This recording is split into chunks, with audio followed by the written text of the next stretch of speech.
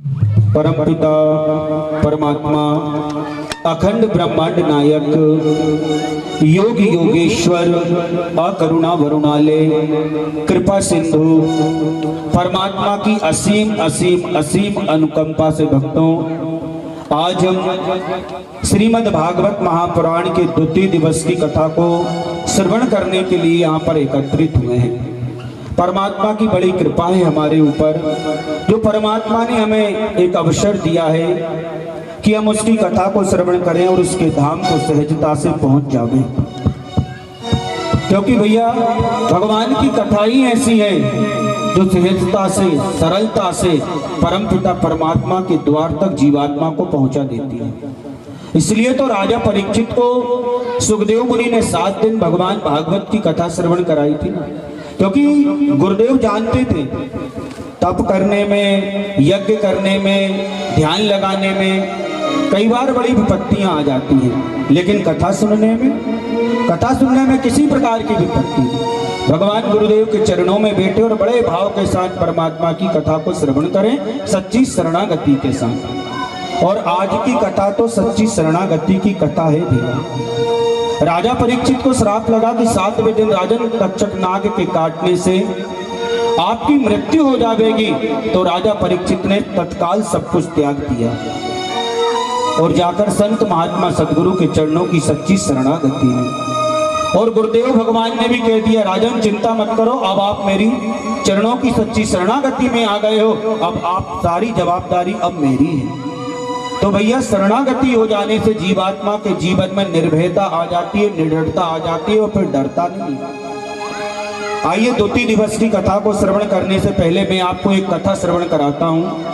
ये कथा आज भी आपके काम आएगी, कल भी आएगी और भविष्य में भी ये कथा काम आएगी। बड़े ध्यान पूर्वक इस कथा को श्रवण करिएगा।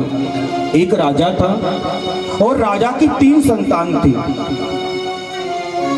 राजा की 3 संतान थी। जब राजा वृद्ध अवस्था को प्राप्त होने लगे ना, तो राजा के मन में विचार आया, यार कि क्या मालूम मौत का कोई भरोसा नहीं, अब तो वृद्ध अवस्था आ गई है, अब इस राज्य का उत्तराधिकारी कौन होगा। राजा संत महात्मा के पास गए, संत महात्मा ने युक्ति बताई और उस युक्ति को राजा ने अपने जीवन में उतारा और तीनों पुत्रों को बुलवाकर कहा, देखो भैया जीवन का कोई ठिकाना नहीं है, कब चलने की खबर आ जाए, कब चलने का नगाड़ा बज जाए, मैं कभी भी देह त्याग को जा सकता हूँ। तो ऐसा करो भैया, मैं आपको 500 रुपये देता हूँ, अभी वन को जा रहा हूँ, जब मैं वनवास से लौटू ना तो उस समय आप ये 500 रुपये में अपने अपने महल को भर लेना। राजा ने तीनों पुत्रों को बुलवाकर 500 रुपये दिए, राजा वन में चले गए। अब जो राजा का प्रथम पुत्र था उसने सोचा पिताजी ने 500 रुपये दे गए हैं, तो इन 500 रुपये में और वो महल को भरना है, तो 500 रुपये में महल तो भराना भैया असंभव होता है। तो पहले पुत्र ने क्या किया, मन में विचार किया कि मैं 500 रुपये के जुए खेल लेता हूँ। जुआ खेलने में क्या होगा कि मुझे विजय की प्राप्ति हो जाएगी और पिताजी जो आदेश देकर गए हैं ना, उस आदेश का मैं ईमानदारी से पालन करूंगा और अपने घर को, अपने महल को भर दूंगा। कहते हैं भैया पहला पुत्र जुआ खेलने के लिए गया तो आज तक जुआ में भैया कोई जीता नहीं। आज तक संसार में कोई भी जुआ में भैया जीता नहीं है। वो बालक अपने 500 रुपये को हार जाता, हार कर सायंकाल के समय घर में आता। अब दूसरा पुत्र ने क्या किया कि पिताजी ने आदेश दे गए थे कि भैया 500 रुपये में महल को भरना है, तो उसने मन में विचार किया सारे शहर का जितनी गंदगी थी, सारी गंदगी सारे कचरों को लेकर आ जाता और अपने महल में भर देता। लेकिन तीसरा जो पुत्र था ना, वो गुरु की चरणों की सच्ची शरणागति उसने ली थी। वो पिताजी के मनोभाव को जान गया था कि पिताजी हमें क्या ज्ञान देना चाहते हैं। तो भक्तों तीसरे पुत्र ने क्या किया, बाजार गया, उन्हीं 500 रुपये में से तेल खरीदा, बाती खरीदी, दिए खरीदे और अपने महल को प्रकाश से भर दिया। तीसरे बालक ने क्या किया कि अपने महल को प्रकाश से भर दिया। 500 रुपये में इतने दीपक खरीदे, इतने तेल बाती लेकर आए कि सारा महल प्रकाश से भर गया। समय के अनुसार पिताजी आए। पिताजी ने कहा, क्यों बेटा प्रथम पुत्र के पास गए, कहने लगे पिताजी ने कहा बेटा मैंने तुम्हें 500 रुपए दे गया था, तुमने अपने महल को भरा कि नहीं? बेटा कहने लगा पिताजी मैंने मन में विचार किया कि 500 रुपए में महल को भरना है, तो मैंने 500 रुपए में से जुआ खेल गया, लेकिन पिताजी मैं जीता नहीं, मेरे 500 रुपए भी चले गए। पिताजी ने कहा ठीक है भैया। दूसरे पुत्र के महल में गए तो महल में पहुंचने के पहले ही बदबू आने लगी थी, क्योंकि उसने तो सारा कचरा अपने महल में भर रखा था ना। पिताजी ने कहा बेटे तूने 500 रुपए का क्या किया? बालक कहने लगा पिताजी मैंने आपके वचन के अनुसार मैंने 500 रुपए का कचरा खरीदा पूरे राज्य का और अपने महल में भर लिया, मैंने अपने महल को भर लिया है। तीसरे पुत्र के पास गए तो क्या देखते हैं कि पिताजी बड़े आनंदित हो जाते हैं। कहने लगे बेटा तूने क्या किया? कहने लगे पिताजी मैं बाजार गया, मैंने तेल खरीदा, बाती खरीदी, दिए खरीदे और आपके वचन के अनुसार मैंने अपने महल को प्रकाश से भर दिया है। पिताजी मैंने अपने महल को प्रकाश से भर दिया है। ये कथा और किसी की नहीं भैया, ये कथा हमारी ही है। राजा कौन? वो परम पिता परमात्मा। परम पिता परमात्मा राजा है और हम उसकी संतान हैं, और परमात्मा ने हमें निश्चित सांसें की पूंजी देकर इस संसार में भेजा है। चाहो तो आप जुआ खेलकर अपनी सांसों की पूंजी को गवा दो, या काम क्रोध मद लोभ मत्सर रूपी गंदगियों को अपने अंतःकरण रूपी भवन में आप स्थापित कर लो, या फिर संत महात्मा के चरणों में जाकर ज्ञान के प्रकाश से अपने जीवन के अंतःकरण के अंधकार को आप दूर कर सकते हो। ये हमारी ही कथा है, और इसके लिए संत महात्मा ज्ञानी जन विद्वजन विद्वान जन समझाते हैं कि हमें अपनी तरफ से कुछ नहीं करना, हमें तो केवल परम पिता परमात्मा के चरणों में जाना है, और परमात्मा हमें जैसा रखे, कभी हम उससे कुछ मांगे ना, भगवान जैसा रखे हम वैसा ही रहना चाहिए। हमारे अंतःकरण में काम है, क्रोध है, मत्सर है, अहंकार है, सारी गंदगियां हैं, लेकिन परमात्मा के बारे में गोस्वामी तुलसीदास जी ने कहा है कि शरण गए प्रभु राखिए सब अपराध विसार। जो भगवान के चरणों में चला जाता है ना, तो परम पिता परमात्मा उसके सारे अपराधों को भूल जाते हैं और उसे शुद्ध बुद्ध बना देते हैं। जैसे आपने देखा होगा गौ माता का बछड़ा, गौ माता का बछड़ा 9 महीने की गंदगी को लेकर इस संसार में आता है भक्तों।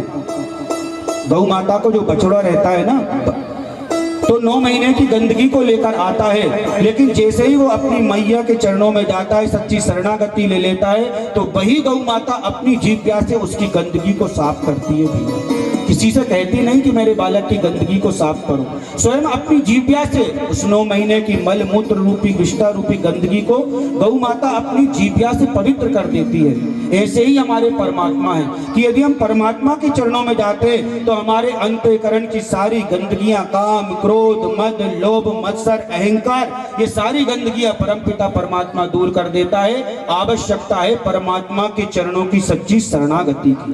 और गोस्वामी तुलसीदास जी महाराज ने तो कितनी अच्छी बात रामचरितमानस में लिखी है कि सुन मुनि तो है कायाओं से रोसा, भजई जो मोहि तज सकल भरोसा।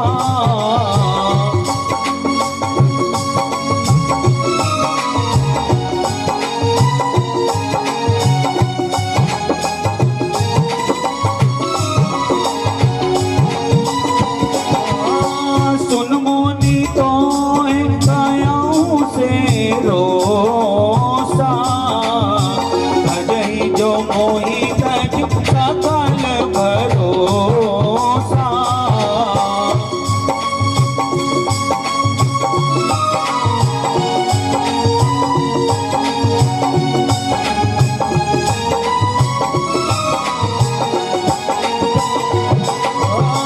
करहूं सदा तिनकी रखवारी, जिमि बालक राखै महतारी।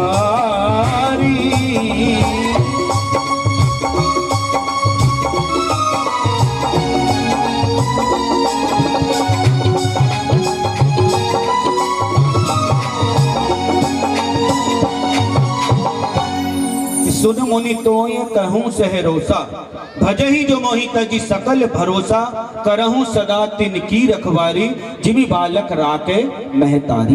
जैसे छोटे से छोटे बच्चे को माताजी बड़े आनंद के साथ उस पर दुलार करती है, उसकी सारी सुरक्षा की जवाबदारी परमपिता परमात्मा की माँ की हो जाती है, वैसे ही यदि हम सच्ची शरणागति ले लेते हैं तो भैया हमारी सारी जवाबदारी परमपिता परमात्मा की हो जाती है।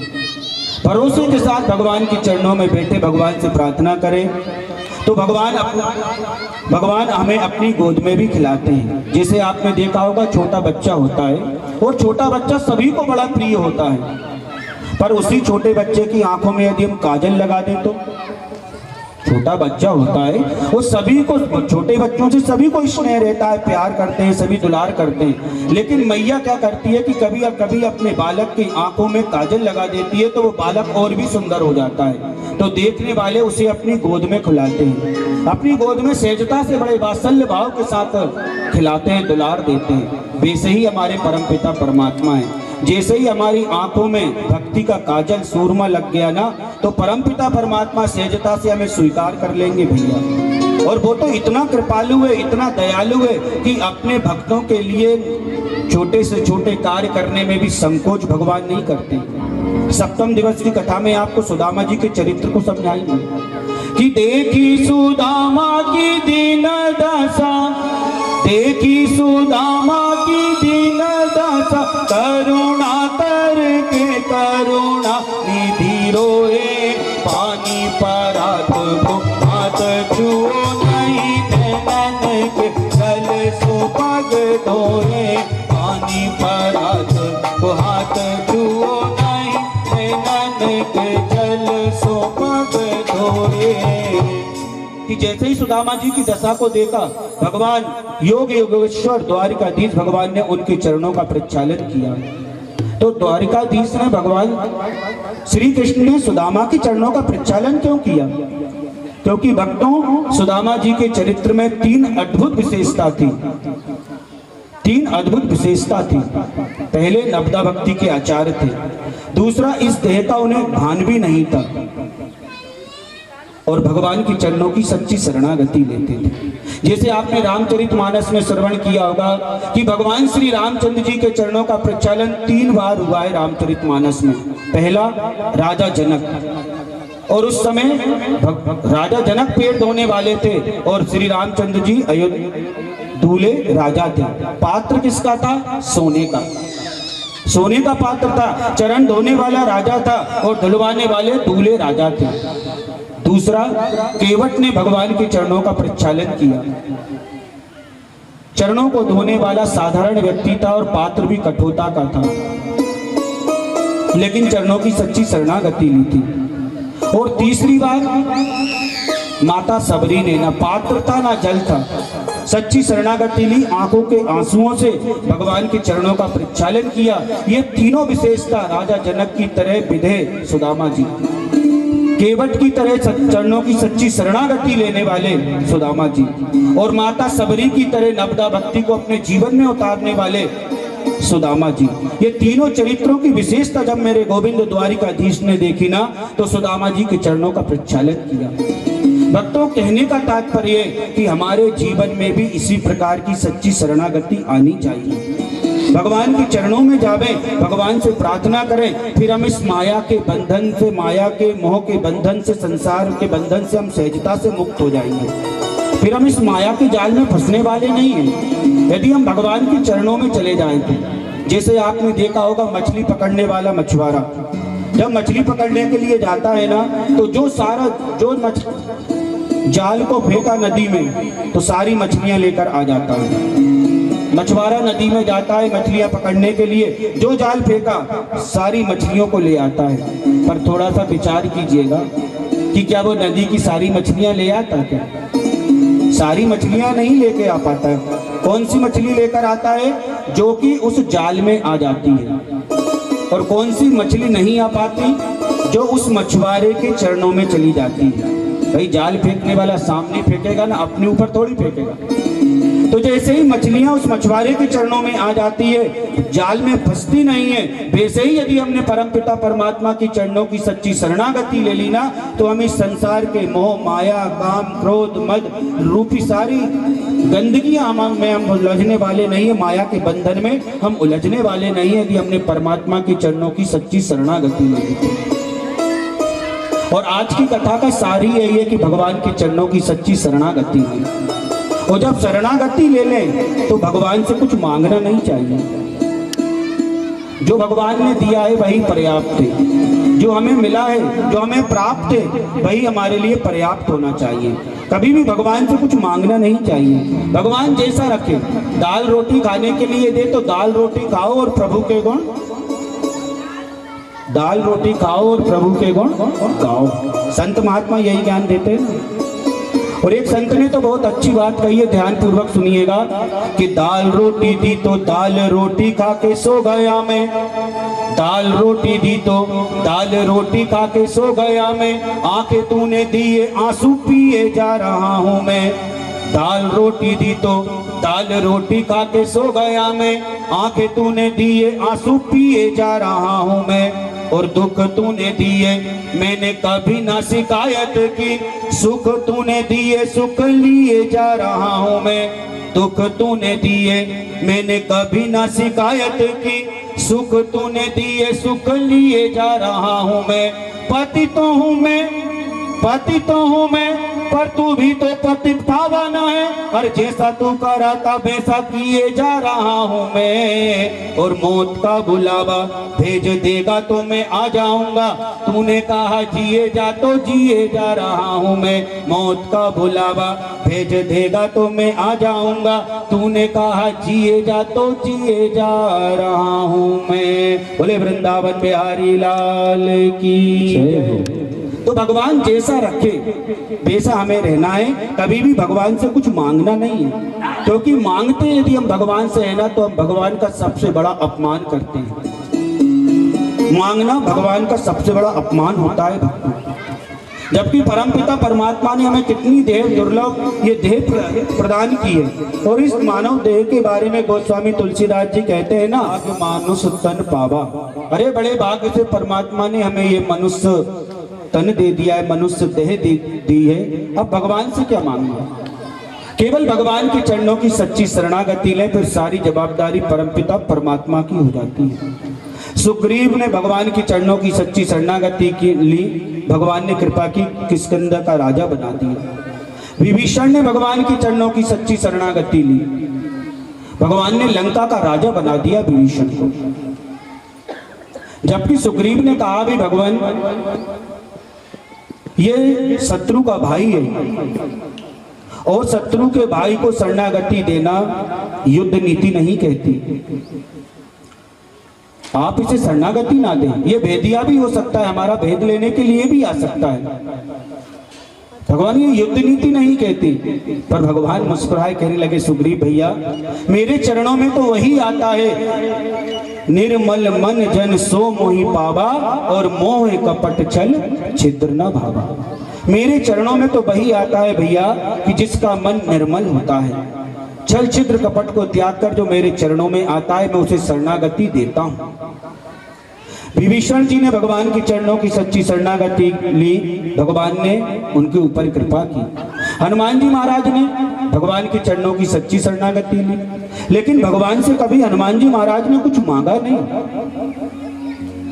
कभी भगवान ने से हनुमान जी महाराज ने कुछ मांगा नहीं।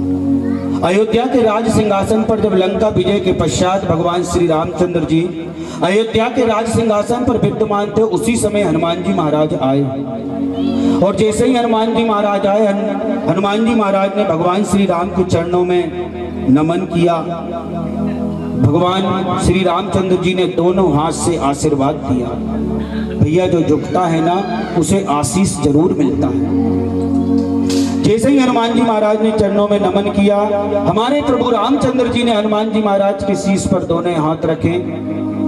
हनुमान जी महाराज से आज भगवान श्री रामचंद्र जी कहने लगे, रे बेटा लंका विजय के अभियान में जिन्होंने मेरी सहायता की, मैंने उसके लिए कुछ ना कुछ किया।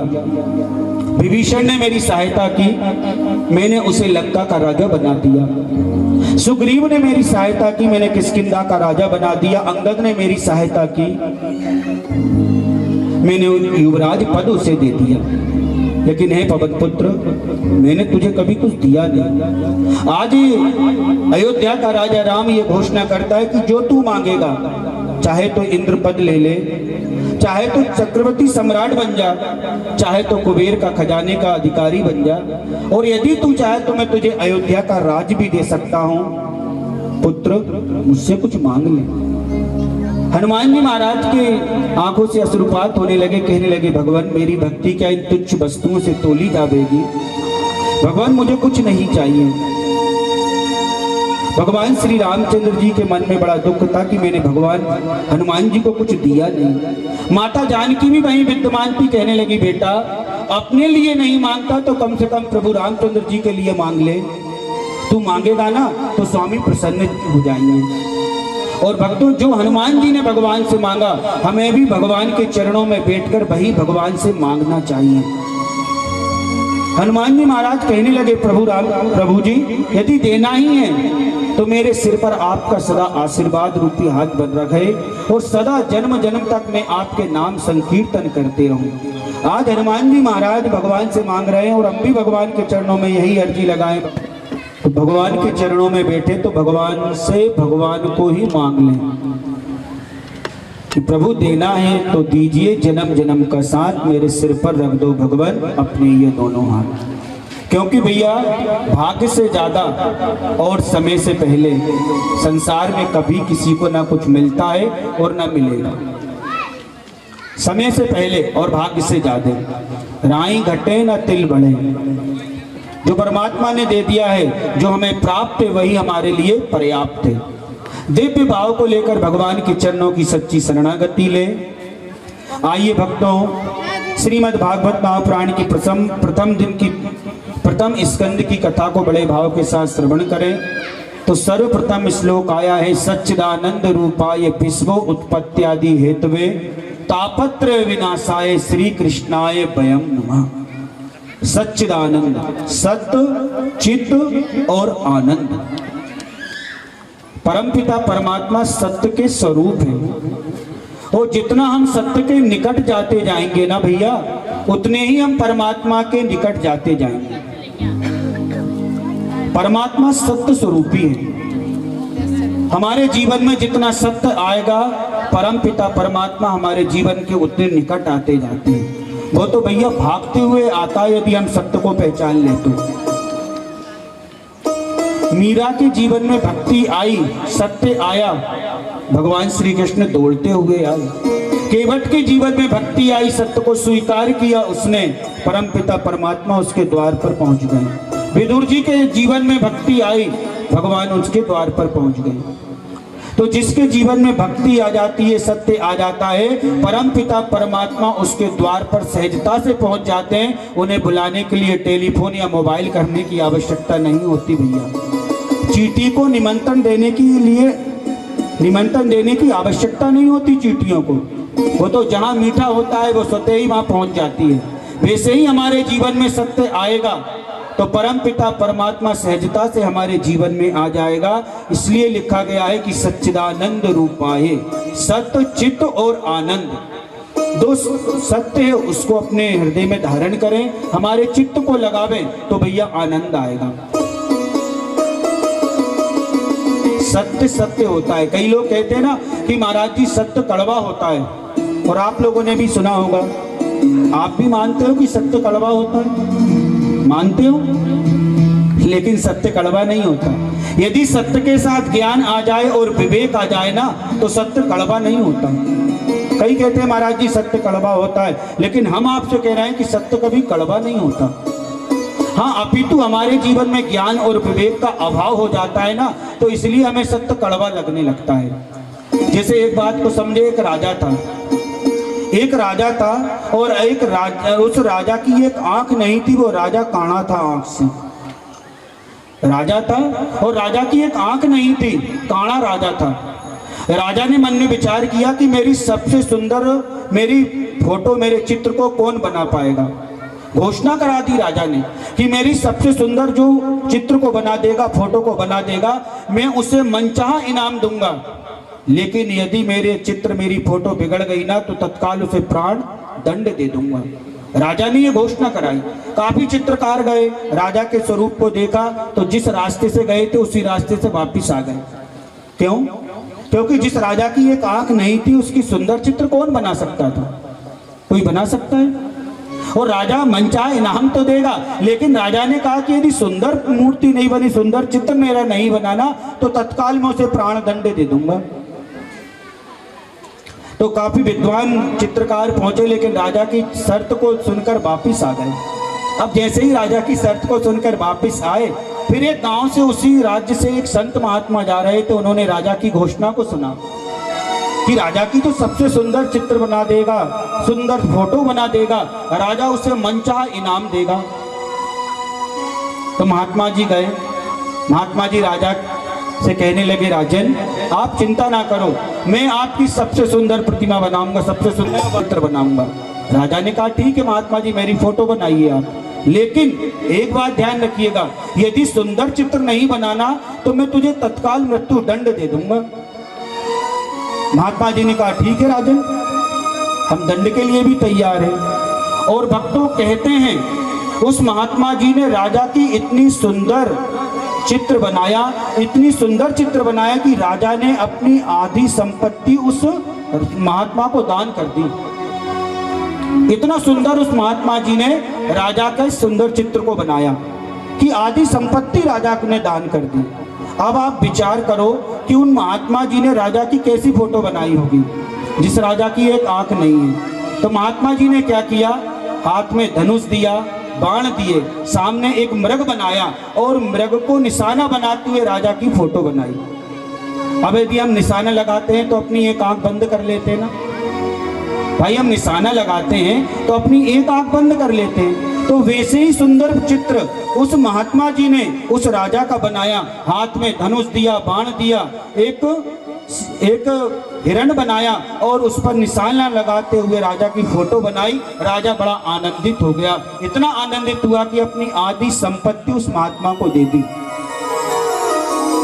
अब कथा का सार समझे कि सत्य क्या था, राजा काड़ा था, राजा की एक आंख नहीं थी, लेकिन महात्मा जी ने ज्ञान का उपयोग किया, विवेक का उपयोग किया और ऐसी सुंदर उसका चित्र बनाया कि राजा ने उसे सब कुछ दान देने के लिए तैयार हो गया।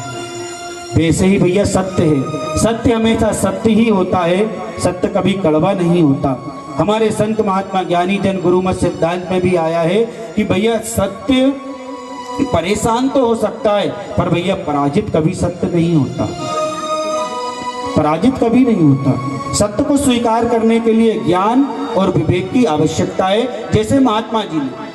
इसलिए श्रीमद् भागवत महापुराण के प्रथम स्कंद में आया है, सच्चिदानंद रूपाय विश्व उत्पत्त्यादि हेतवे तापत्रय विनाशाय श्री कृष्णाय वयम नमः, कि हम सत्य स्वरूपी परमात्मा के चरणों में जावे, भगवान के चरणों में बैठकर भगवान का नाम संकीर्तन करें, परमात्मा की बड़ी कृपा बरसती है।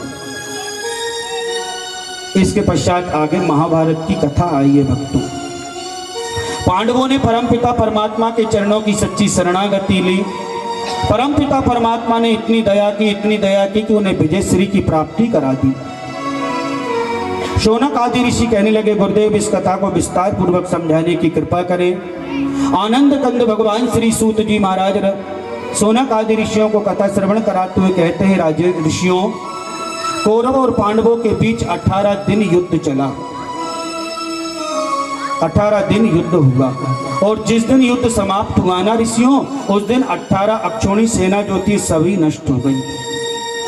संसार की सारी सत्ताएं सूनी हो गई। केवल 5 पांडव और कौरव पक्ष से 3 व्यक्ति बचे। पहला अश्वत्थामा, कृतवर्मा और कृपाचार्य। ये 3 कौरव पक्ष से जीवित बचे, बाकी सभी मृत्यु को प्राप्त हो गए।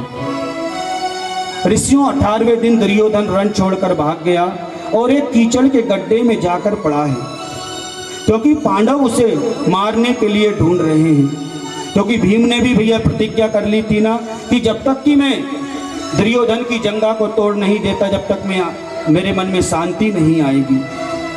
और कीचड़ में दुर्योधन की यह स्थिति थी कि कीचड़ में पड़ा हुआ था, उसके शरीर को, उसकी जंगा को कौवे गिद्ध लोच लोच कर खा रहे थे। लोच लोच कर खा रहे थे, रक्त की धार बह रही थी। दुर्योधन इतना भी सामर्थ्यवान नहीं था कि भैया कुत्तों को भगा दे और कौओं को भगा दे। इसलिए संत महात्मा कहते हैं भैया कि कभी भी अपने अतीत पर हमें अहंकार नहीं करना चाहिए। समय कौन कौन से दिन दिखा दे। ये दुर्योधन कोई साधारण व्यक्ति नहीं था। ये वही दुर्योधन था जब चलते थे ना तो इसके पैर के नीचे मणियों की बिछात हो जाया करती थी। जिस शहर को देख लेता था उस शहर का राजा ये दुर्योधन बन जाता था। लेकिन एक समय ऐसा आया कि उसी के जंगा को, उसी के मांस को कौवे गिद्ध लोच लोच कर खा रहे हैं। इतनी भी दुर्योधन के पास सामर्थ्यवान नहीं हुआ कि उन कुत्तों को, उन कौवों को भगा दे। संत महात्मा कहते हैं भैया जीवन में अंत समय सभी का आना है। जिस शरीर से हम ये अभिमान करते हैं ना कि मैं ये ले लूँगा, मैं वो खरीद लूँगा, मैं ये ले लूँगा, लेकिन अंत समय में ऐसा आता है कि शरीर को एक स्थान से दूसरे स्थान पर जाने में भी व्यक्ति इतना सामर्थ्यवान नहीं होता। जिन आंखों से आपने संसार की रंग रंगियाँ देखी है ना, उस समय एक समय ऐसा आएगा अंतिम समय कि आप अपने उंगलियों के पास के नाखून तक को आप नहीं देख पाओगे। इसलिए संत महात्मा कहते हैं कि जीवन में कभी भी वर्तमान पर अभिमान नहीं करना चाहिए। दुर्योधन की क्या स्थिति हुई, कीचड़ में पड़ा हुआ था, कौवे गिद्ध उसके मांस को लोच लोच कर खा रहे थे। बड़ी असहाय अवस्था में पहुंच गया था दुर्योधन। उसी समय अश्वत्थामा आया। अश्वत्थामा ने कहा अरे मित्र क्या बात है। दुर्योधन कहने लगा भैया हमने युद्ध किया और युद्ध का परिणाम यह हुआ कि हम युद्ध को हार गए। मित्र मैं अपने जीवन में एक बोझ लेकर जा रहा हूं। यदि एकाध कोई पांडवों की मृत्यु हो जाती तो मेरे हृदय में शांति आ जाती। आदमी मर जाता है, मर रहा है, दुर्योधन मर रहा है, लेकिन उसके अंतःकरण से फिर भी ईर्षा नष्ट नहीं हो रही। दुर्योधन को जो दूसरे के धन वैभव को देखकर ईर्षा करे वही तो सबसे बड़ा दुर्योधन होता है। अंतिम समय है दुर्योधन का, लेकिन मन में अभी भी ईर्षा की आग लगी हुई है।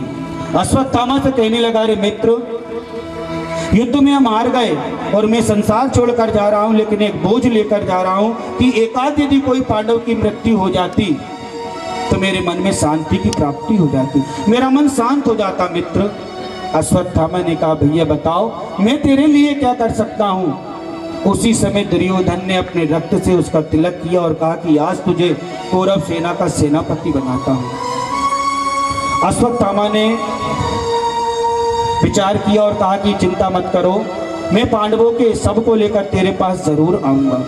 सूत जी महाराज सोनक आदि 88,000 ऋषियों को कथा श्रवण कराते हुए कहते हैं हे ऋषियों, अश्वत्थामा फिर शिविर में गया और भगवान श्री कृष्ण तो ये जानते थे कि ये दुष्ट कोई ना कोई छल तो करेगा, तो पांडवों को अपने साथ ले गए। लेकिन पांडवों के जो 5 पुत्र थे ना, जो शिविर में शयन कर रहे थे, सुतसेन, श्रुति, कीर्ति, प्रतिबिंब, सात्विक और प्रतिशोभ, ये शयन कर रहे थे। उसी समय अश्वत्थामा आया और 5 पांडवों के पुत्रों का वध कर देता। प्रातः काल हुआ, हाहाकार मच गया। जैसे ही द्रौपदी को पता चला, दहाड़ मारकर द्रौपदी रोने लगी कि देखो मेरे पुत्रों का किसने वध कर दिया है। संकल्प लेती है कि जिसने मेरे पुत्र को मारा है कल मैं उसे मृत्यु दंड दे दूंगी। सोनक आदि ऋषियों से सूत जी महाराज कहते हैं कि भगवान भी दौड़े, पांडव भी आए और अश्वत्थामा को पकड़कर द्रौपदी के पास ले आए। द्रौपदी से जाकर कहने लगे देख देवी, इसने ही तेरे 5 पुत्रों का वध किया है, अब तू उसे जो चाहे वो दंड दे दे। पर सोनक आदि ऋषियों से सूत जी महाराज कहते हैं ऋषियों अद्भुत स्त्री थी द्रौपदी। जैसे ही उसने देखा कि ये मेरे गुरु जी के पुत्र है, यदि मैं इसे प्राण दंड दे दूंगी तो गुरु माता को बड़ा कष्ट होगा, क्योंकि मैं जानती हूँ कि आज समय जिस माँ का पुत्र संसार छोड़कर चला जाता है उस माँ को कितना कष्ट होता है। अभी तो गुरु माता बेधव्य को भोग रही है। ऐसे मन में विचार आए और आज द्रौपदी ने क्षमा दान दे दिया। सूत जी महाराज कहते हैं और हमारे संत महात्मा भी कहते हैं भैया कि क्षमा बहुत बड़ा आभूषण होता है। कहते हैं ना कि नरस्य वर्णम रूपम, रूपस्य वर्णम गुणम और गुणस्य वर्णम ज्ञानम, ज्ञानस्य वर्णम क्षमा। ज्ञान का जो आभूषण होता है ना, वो क्षमा होता है। द्रौपदी ने आज क्षमा कर दिया, अश्वत्थामा की मणि निकाल ली। लेकिन कई बार होता है ना भैया ऐसा कि दुष्ट व्यक्ति के साथ आप जितनी दया करते हो, कहीं ना कहीं वो दुष्ट अपनी दुष्टता छोड़ता नहीं है। और उन्होंने भी यही किया, उत्तरा के गर्भ में ब्रह्मास्त्र का प्रयोग किया। जैसे ही ब्रह्मास्त्र प्रयोग किया, उत्तरा भगवान के चरणों में गई, भगवान आए और भगवान ने आज पांडवों के वंश की रक्षा की। बोलिए भक्त वत्सल भगवान की जय, बोले वृंदावन बिहारी लाल की जय। भगवान ने उत्तरा के गर्भ में जाकर ब्रह्मास्त्र से उस बालक की रक्षा की और यही बालक आगे चलकर हमारी कथा का प्रमुख श्रोता राजा परीक्षित होगा। भगवान इस लीला के माध्यम से हमें यह विश्वास दिलाते हैं कि मैं केवल भक्त की बाहर से नहीं रक्षा ही नहीं करता, जबकि मैं भक्त की रक्षा करने के लिए और अर्थात उदर में भी पहुंच जाता हूं। जो भक्त मुझे जिस विश्वास के साथ भजता है, मैं उसके जीवन में उसके जीवन की सारी विपत्तियों को नष्ट करने के लिए मैं सहजता से उसके पास पहुंच जाता हूं। सुखदेव जी कहने, श्री सूत जी महाराज कहने लगे, इस प्रकार पांडव हस्तिनापुर के राजा हुए। एक समय की बात है, प्रातः काल का समय था। भगवान ने मन में विचार किया कि देखो, अब भैया पांडव हस्तिनापुर के राजा बन गए, अब मुझे द्वारिका की ओर चलना चाहिए। सूत जी महाराज कहने लगे, ऋषियों प्रातः काल हुआ, भगवान स्वर्ण के रथ पर विराजमान होकर द्वारिका की ओर चल दिए। उसी समय भैया पांडवों की माँ कुंती आई और जैसे ही माता कुंती को देखा, भगवान रथ से कूद पड़े। भगवान माता कुंती का बड़ा सम्मान करते थे भक्तों, और जब भी भगवान जाते थे युद्ध में लड़ने के लिए तो सर्वप्रथम माता कुंती के चरणों में नमन करते थे और तभी युद्ध भूमि में जाते थे, क्योंकि रिश्ते में माता कुंती भगवान श्री कृष्ण की बुआ थी। बुआ ऐसा संबंध होता है भैया कि पुत्र अपने माता पिता की छवि अपने बुआ में देखता है, तो परिवार का ये संबंध होता है। तो भगवान श्री कृष्ण भी अपनी माता पिता की छवि बुआ में देखा करते थे, माता कुंती में, इसलिए उनके चरणों में नमन करते थे। पर जैसे ही भगवान जाने लगे माता कुंती आई और माता कुंती को देखकर भगवान रथ से कूदे। और माता कुंती जैसे ही भगवान को नमन करने लगी तो भगवान कहने लगे, बुआ आप ये ना करें, आप मेरे पैरों को ना पकड़ें। माता कुंती कहती है, श्री कृष्ण मैं तुम्हें जानती हूँ, तू भगवान है और तेरी हमारे ऊपर कितनी कृपा है। मैं तुझे तब से जानती हूँ जब से तूने जन्म लिया था, तूने गोपियों का माखन चुराया, तूने गौओं की सेवा करी, मैं तुझे तब से जानती हूँ। और मैं ये भी जानती हूँ कि तू कोई साधारण पुरुष नहीं है, तू अखंड ब्रह्मांड नायक, योग योगेश्वर, परमपिता परमात्मा तू स्वयं है। तो हे कृष्ण, आज अपने चरणों की मुझे वंदना कर लेने दे। यूं रिश्तों के बीच में कभी भगवान मेरे हाथ से छूट ना जाए। भगवान श्री कृष्ण कहते, नहीं बुआ ऐसी बात नहीं है। लेकिन माता कुंती नहीं मानती, कहने लगी, नहीं गोविंद मैं तो आपके आज चरणों का प्रक्षालन करूंगी, आपका चरणों में आपके नमन करूंगी।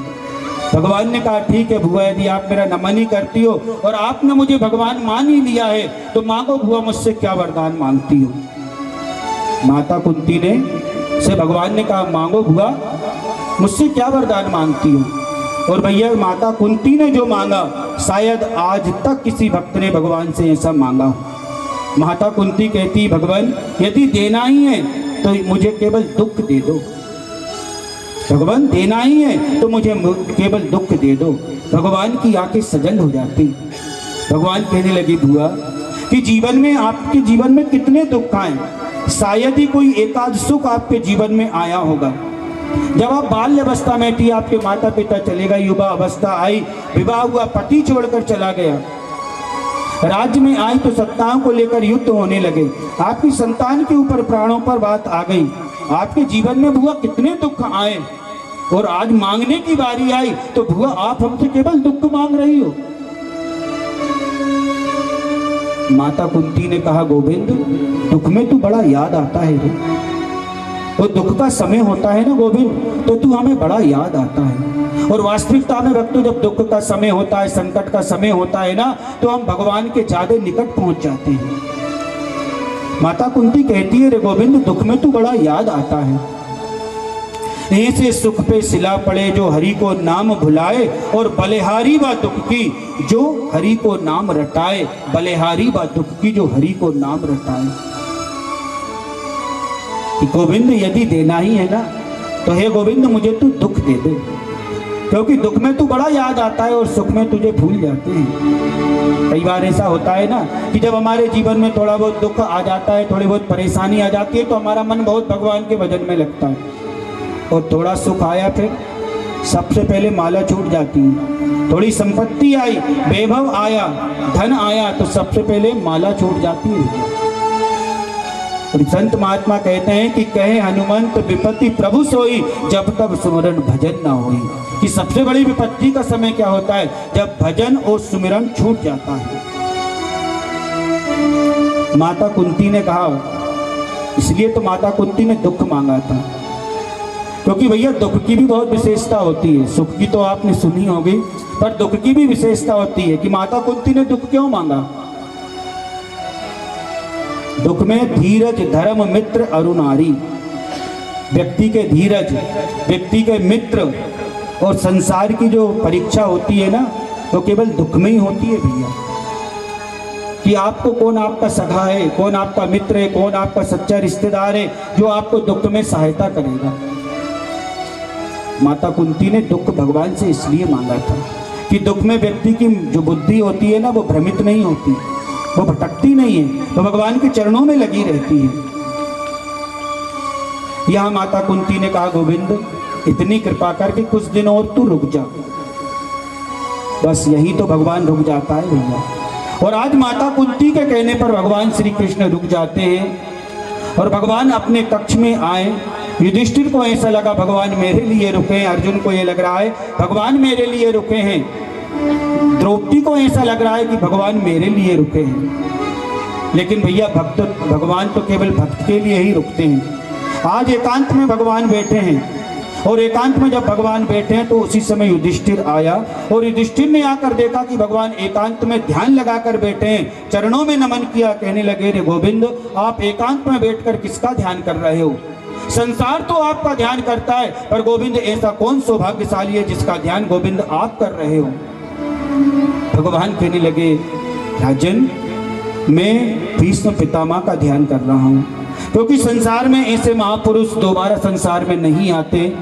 और ये युधिष्ठिर आप राजा बनने वाले हो, और मैं ये चाहता हूँ कि आप राज्य का ज्ञान लेने के लिए युधिष्ठिर के हम भीष्म पितामह के पास चले। सूत जी महाराज कहते हैं कि यहाँ पर भीष्म पितामह सरसैया पर विराजमान, सरसैया पर लेटे हुए थे, क्योंकि भीष्म पितामह सूर्य उत्तरायण की प्रतीक्षा कर रहे थे। 10 दिन तक तो भीष्म पितामह ने युद्ध लड़ा, लेकिन 10वें दिन अर्जुन ने जो बाण मारे, और अर्जुन ने जो बाण मारे तो उनको बाणों की सैया बना दी थी भक्तों।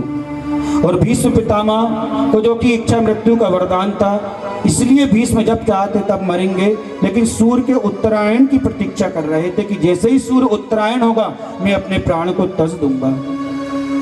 आज भगवान श्री कृष्ण पांडवों को साथ में लेकर द्रौपदी के साथ भीष्म पितामह के पास पहुंचे, और जैसे ही भीष्म पितामह ने देखा, दोनों हाथों को नमन करने के लिए हाथ उठाने की चेष्टा की, लेकिन अर्जुन के बाण लगे हुए थे, लेकिन अपने हाथों को उठा भी नहीं पा रहे, इतने लाचार हो गए। भीष्म पितामह कोई साधारण व्यक्ति नहीं थे, इतने सामर्थ्यवान थे कि जब रणभूमि में चलते थे ना, तो भूमि अपने आप उनके अधीन हो जाती थी। किसी भी राजा के सामने धनुष बाण लेकर खड़े रहते थे ना, तो राजा बिना लड़े ही उनके चरणों की सच्ची शरणागति ले लेता था। और आज क्या स्थिति आई है कि भगवान सामने खड़े हैं, लेकिन भीष्म पितामह में इतनी सामर्थ्य नहीं है कि अब दोनों हाथों से भगवान को नमन कर सके। आंखों से अश्रुपात होने लगे, भगवान को देखकर भीष्म पितामह रोने लगे। भीष्म पितामह ने कहा, रे गोविंद देख मैं कितना लाचार हो गया हूँ कि तेरा तू स्वयं सामने खड़ा है, लेकिन मैं तुझे चरणों से बंधन भी नहीं कर सकता, मैं उठ के तेरे चरणों में बंधन भी नहीं कर सकता। भैया बुढ़ापा सबको आना है, और बुढ़ापे की क्या स्थिति होती है जो भीष्म पितामह के जीवन से हमें मिलता है। इसलिए संत महात्मा कहते हैं कि जो समय मिला है, शरीर यदि साथ दे तो तीर्थ यात्रा करनी चाहिए, शरीर साथ दे तो कथा श्रवण करनी चाहिए। क्योंकि व्यक्ति जब लाचार हो जाता है ना तो बड़ा उसे दुख होता है। भीष्म पितामह लाचार हो गए थे, नहीं तो संसार में भीष्म पितामह के समान कोई योद्धा नहीं था। आज गर्दन परमात्मा के चरणों में झुकाने का प्रयास कर रहे हैं, लेकिन भैया गर्दन भी झुक नहीं रही थी। भीष्म पितामह ने पलकों से भगवान को नमन किया। भगवान ने कहा, पितामह कल ये राजा बनने वाले हैं, आप पांडवों को कुछ राजसी ज्ञान दीजिए। भगवान ने कहा, पितामह इनको कुछ ज्ञान दीजिए। तो जैसे ही भीष्म पितामह कुछ बोलते भक्तों, उसी समय नारी जाति का अट्ठास हुआ। द्रौपदी हंसने लगी, कहने लगी, रे गोविंद, आप भी किनसे ज्ञान की बात कर रहे हो? इनका ज्ञान उस समय कहाँ था जब दुष्ट दुशासन मेरा अपमान कर रहा था, दुर्योधन मेरा अपमान कर रहा था। उस समय में इनका ज्ञान कहाँ गया था? अब जब उस समय भीष्म पितामह मौन रहे तो इस समय बोलने की भी उनको कोई आवश्यकता नहीं है, क्योंकि वहां तो उनका ज्ञान मौन था और यहाँ उनका ज्ञान मुखर हो गया है। भगवान ने पांचाली के कंधों पर हाथ रखा, कहने लगे, बहना तू सही बोलती है, संसार में तू ही है कि स्त्री है जिसका कि अपमान हुआ है, और इतना अपमान तो कभी भी स्त्री जाति का कभी नहीं हुआ। लेकिन बहना एक बात सुन कि किसी भी व्यक्ति के जीवन को खंड खंड करके नहीं देखना चाहिए। और भगवान कितना अच्छा ज्ञान दे रहे हैं भैया हमें कि किसी भी व्यक्ति के जीवन को कभी भी खंड खंड करके नहीं तोलना चाहिए। एक समय तो वो व्यक्ति महान हो जाता है, और एक समय यदि वो हमारे मन के कार्य नहीं करता तो वही पतित हो जाता है। तो भीष्म पितामह कोई साधारण व्यक्ति नहीं थे, अखंड ब्रह्मचर्य का पालन करने वाले, परमपिता परमात्मा का भजन करने वाले सामर्थ्यवान व्यक्ति थे। तो आज द्रौपदी से कहा द्रौपदी, कभी किसी के भी जीवन को खंड खंड करके नहीं देखना चाहिए। मनुष्य का जीवन तो घटनाओं का जोड़ होता है। एक घटना में व्यक्ति हमें बड़ा अच्छा लगने लगता है और एक व्यक्ति पतित हो जाता है। श्री सूत जी महाराज कहने लगे, इस प्रकार भगवान ने समझाया द्रौपदी को। और फिर भीष्म पितामह से कहा, पितामह और क्या बात है? पितामह और भगवान श्री कृष्ण दोनों एक दूसरे को देख रहे थे, और आज भीष्म पितामह को याद आए कि भगवान जो आप कहते हो वो आप करते हो। आपने वचन दिया था ना कि मैं अंत समय में भीष्म पितामह आऊंगा और आपकी सदगति कराऊंगा। भगवान जो आप कहते हो वो आप करते हो। याद कीजिए, महाभारत युद्ध का समय नित्य प्रतिदिन एक ना एक कौरव वीर गति को प्राप्त हो रहे थे, मृत्यु को प्राप्त हो रहे थे। और भीष्म पितामह जैसे ही अर्जुन उनके चरणों में बाण छोड़ता, आशीर्वाद देते विजय का। और जैसे ही दुर्योधन ने देखा कि अरे ये तो शत्रु को भी आशीर्वाद दे रहे हैं, तो आज दुर्योधन ने कहा, पितामह यदि सेनापति लायक हो तो काम नहीं कुछ भारी है, और उतना काम नहीं करते जितने की जिम्मेदारी है। पितामह आप उतना कार्य नहीं करते जितने की आपकी जिम्मेदारी है। भीष्म पितामह का दुर्योधन ने अपमान किया। भीष्म पितामह ने घोषणा की कि कल एक ना एक पांडव की मृत्यु तो निश्चित होगी, कल एक ना एक पांडव तो निश्चित मृत्यु को प्राप्त होगा। और भीष्म पितामह यदि घोषणा कर दें तो भैया ये बात मान के चलो कि पत्थर की लकीर हो जाती थी। प्रतिज्ञा पुरुष थे भीष्म पितामह, जो घोषणा कर दी सभी तो चिंता में रहे, लेकिन पांडवों को किसी प्रकार की चिंता नहीं हुई। क्यों? क्योंकि उन्होंने भगवान श्री कृष्ण के चरणों की सच्ची शरणागति ले ली थी। भगवान श्री कृष्ण की चरणों की सच्ची शरणागति ली, और भगवान प्रातःकाली पांडवों के शिविर में पहुंचे और द्रौपदी से कहा, देवी चलो चलना है। द्रौपदी से कहा, चलो देवी चलना है। और द्रौपदी को लेकर उसी शिविर में पहुंचे जहां भीष्म पितामह प्रातःकाल अपने इष्ट का ध्यान कर रहे थे। कहने लगे, देवी कुछ मत करना, केवल चरणों में नमन करना बस। और द्रौपदी ने जाकर जैसे ही चरणों में नमन किया, भीष्म पितामह ने दोनों हाथ से आशीर्वाद दिया, अखंड सौभाग्यवती भव, अखंड सौभाग्यवती भव। और जैसे ही भीष्म पितामह ने द्रौपदी की ओर देखा कहने लगे, बेटी तू अकेली आ नहीं सकती, तू ऐसे मेरे पास नहीं आ सकती। ये बता कि वो कन्हैया कहाँ है, वो श्री कृष्ण कहाँ है। और जो द्रौपदी ने इशारा किया उंगलियों से, तो भगवान श्री कृष्ण द्वार पर मुस्कुरा रहे थे, द्रौपदी की चप्पलों को कांधे पे कांख में दबाकर। भीष्म पितामह ने कह दिया, अरे गोविंद, यदि आप मेरे द्वार पर मेरी मृत्यु को मांगने के लिए आए हो तो जो भीष्म आपके चरणों में मेरी अपनी मृत्यु भी दे देगा। हे भगवान, आप जिसको राखो, अरे जाको राखे साइया मार सके ना कोई, बाल ना बाको कर सके जो जग बेरी होए। अरे जिसको भगवान रखना चाहते हैं भैया, उसका बाल भी बाका नहीं हो सकता।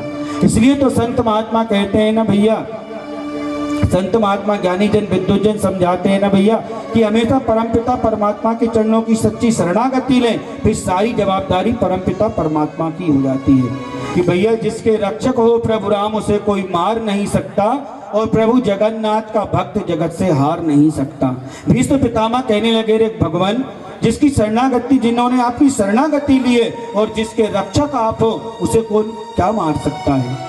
लेकिन भगवान आपने जो प्रतिज्ञा ली है ना कि मैं शस्त्र नहीं उठाऊंगा, लेकिन ये भीष्म भी एक प्रतिज्ञा लेता है कि आपसे शस्त्र उठवा लेगा। भीष्म पितामह ने कहा कि मैं भी आपसे शस्त्र को उठवा लूंगा। और कहते हैं प्रातःकाल युद्ध हुआ, और भीष्म पितामह इतना भयंकर युद्ध कर रहे हैं, इतना भयंकर युद्ध कर रहे हैं कि सारी पृथ्वी कंपायमान होने लगी। अर्जुन के ऊपर बाणों की बौछार हो रही है, अर्जुन घबराने लगे। अर्जुन से भगवान कह रहे, मारो, तीर चलाओ, लेकिन भीष्म पितामह के सामने अर्जुन भी इतना सामर्थ्यवान नहीं था कि अपने तीरों को चला सकता था। अपने भक्त की रक्षा करने के लिए भगवान स्वयं रथ से कूदे और रथ का पहिया लेकर जो भीष्म पितामह के ऊपर दौड़े। भीष्म पितामह ने अपने धनुष को नीचे रखा, भगवान के चरणों में नमन किया, कहने लगे, भगवान बस मैं तो यही चाहता था कि आप शस्त्र उठा लें। लेकिन भगवान सुनो, जो अपनी बात पर अडिग नहीं रहता, जो अपनी बात पर कायम नहीं रहता, वो एक बाप का नहीं होता। तो भगवान भीष्म पितामह से कहते हैं कि भीष्म पितामह जी, मेरे एक बाप थोड़ी ना, मेरे तो कई बाप हैं। आज भगवान कहते हैं पितामह कि बोले घन श्याम सुनो, बोले घन श्याम सुनो, भीष्म भगत राज, मोहे जन्म देने वाले जग में अपार। बोले घन श्याम सुनो, भीष्म भगत राज, अरे मोहे जन्म देने वाले जग में अपार है। सिंधु खंब धरणी पाषाण से प्रकट हो, सिंधु खंब धरणी पाषाण से प्रकट हो, कहाँ लो बता ये अमित अवतार है। कोई मुझसे कहे वसुदेव देव की कोलाल, कोई मुझसे कहे वसुदेव देव की कोलाल, कोई कहे नंद और यशोदा के कुमार हैं, कोई कहे नंद और यशोदा के कुमार हैं। जाके एक बाप हो बताए निज लाज सोई, मेरी कौन लाज, मेरे बाप तो हजार है। ये पितामह सिंधु खंब धरणी पाषाण से प्रकट होए। अरे मैं तो भक्त के अधीन हूँ, कभी कहीं से प्रकट हो जाता हूँ। कोई मुझसे यशोदा का लाल कहते हैं, कोई मुझसे देविकी का लाल कहते हैं। तो भगवान, हे पितामह, मैं तो अपने भक्त के लिए सब कार्य करने के लिए तैयार हूँ। केवल भक्त को इतना करना है कि मेरे चरणों की सच्ची शरणागति ले ले, फिर सारी जवाबदारी मेरी हो जाती है। भैया पांडवों ने जैसे चरणों की सच्ची शरणागति ली, हम भी भगवान के चरणों की सच्ची शरणागति ले। हमारे जीवन में सारी जो विपत्तियां आएंगी, उस विपत्ति को नष्ट करने का काम परमपिता परमात्मा का हो जाता है भैया। इसलिए संत महात्मा ज्ञानी जन विद्वजन समझाते हैं कि जैसे पांडवों ने भगवान के चरणों की सच्ची शरणागति ली, जैसे विभीषण ने भगवान के चरणों की सच्ची शरणागति ली, सुग्रीव आदि ने भगवान के चरणों की सच्ची शरणागति ली, तो भगवान ने उनके जीवन में फिर किसी भी प्रकार की कमी नहीं आने दी। इसलिए भगवान के चरणों में बैठे सच्ची शरणागति लें और भगवान से यही प्रार्थना करें, रे गोविंद हर सांस में हो। भगवान के चरणों में बैठकर भगवान से यही प्रार्थना करें, गोविंद हर सांस में हो सुमिरन तेरा यूं बीत जाए जीवन मेरा। भगवान के चरणों की हम सच्ची शरणागति लें। पांडवों ने ली, भगवान ने विजय की प्राप्ति करा दी। यहाँ समय के अनुसार धर्म का पालन करते हुए पांचों पांडवों ने राज्य किया और समय आने पर फिर उन्होंने स्वर्गारोहण किया। अपने परिवार के ही वंशज परीक्षित को राजा बनाया और राजा परीक्षित को राजा बनाने के पश्चात में पांचों पांडव स्वर्ग का आरोहण किया। यहाँ पर आगे कथा आती है भक्तों की। राजा परीक्षित एक समय वन में शिकार करने के लिए गए। वहाँ उन्होंने देखा कि एक काला सा पुरुष बैल और गौ माता के ऊपर प्रहार कर रहा था। पूछा, भैया आप कौन हो? उसने कहा, भाई मैं कलयुग हूँ और मेरा समय आ गया है राजन। द्वापर त्रेता सतयुग के बाद मेरा समय आ गया है। राजा परीक्षित ने मना किया, लेकिन उन्होंने कहा, भाई क्या आप समय की गणना को बंद कर दो? क्या आप समय के प्रभाव को रोक दोगे क्या? तो आगे बहुत से चार स्थान दिए। ध्रुट कीड़ा वेश्यालय मदिरा पान व्यभिचार। जब ये स्थान कम कलयुग को पड़े तो उन्होंने कहा, भैया मुझे एक स्थान राजन और दीजिए। तो राजा परीक्षित ने उन्हें स्वर्ण में स्थान दे दिया। स्वर्ण अर्थात पहले के समय में आपने देखा होगा कि हम व्यापार करते थे तो एक सोना माध्यम होता था। राजा परीक्षित ने स्वर्ण में दिया तो स्वर्ण का अर्थ यह है कि अनीति का धन।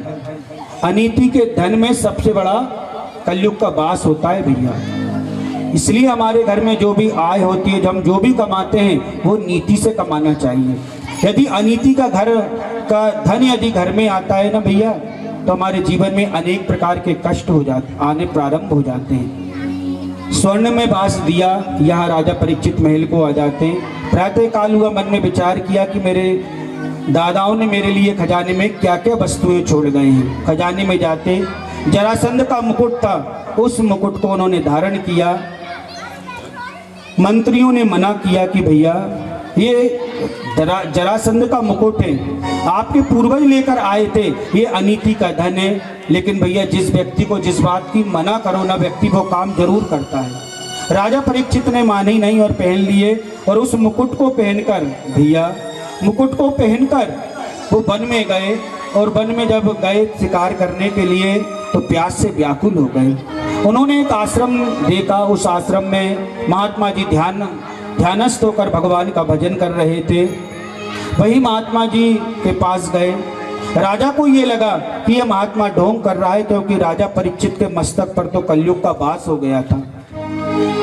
ये राजा को देखकर उसका सम्मान करने के लिए अपनी समाधि से बाहर नहीं आ रहा, ये कोई ढोंगी हो सकता है। तो वही मरा हुआ सर्प पड़ा था, अपनी बाण की नोक से उठाया, उस महात्मा के गले में माला की तरह पहनाकर राजा अपने महल को आ गए। आश्रम के बालकों ने जाकर श्रृंगी ऋषि से कहा कि आपके पिताजी का अपमान उस राजा ने कर दिया है। उसी समय स्नान कर रहे श्रृंगी ऋषि ने जल उठाया और संकल्प लिया कि जिस नराधम राजा ने मेरे पिता का अपमान किया, आज से 7वें दिन तक्षक नाग के काटने से उस राजा की मृत्यु हो जाएगी। और जैसे ही बालक आया, अपने पिता के चरणों में नमन कर रोने लगा और कहने लगा, पिताजी मैंने उस राजा को श्राप दे दिया है जिस राजा ने आपका अपमान किया था। समीक ऋषि कहने लगे, नहीं बेटा, कभी भी कोई कार्य बिना विचारे नहीं करना चाहिए। और हमारे संत महात्मा ज्ञानी जन विद्वजन विद्वान जन समझाते हुए कहते हैं कि बिना विचारे जो करे सो पीछे पछताए, और काम बिगाड़ो आपने जग में होत हंसाए। इसलिए कभी भी हमें बिना विचार के कोई कार्य नहीं करना चाहिए। बेटा तू जानता नहीं है कि राजा के सिर के ऊपर मस्तक पर कलयुग का वास हो गया था। अरे राजा तो हमारा पालन करने वाला होता है और तूने उसी राजा को श्राप दे दिया, ये तूने ठीक नहीं किया। समीक ऋषि पहुंचे राजा के महल में, कहने लगे, राजन यद्यपि आपने मेरा अपमान किया था, मेरे पुत्र ने आपको श्राप दे दिया है कि तक्षक नाग के काटने से आपकी मृत्यु हो जाएगी। अब राजन आप जो चाहो वो करो। जैसे ही राजा ने सुना, राजा के मन में बड़ा दुख हुआ, ग्लानि हुई।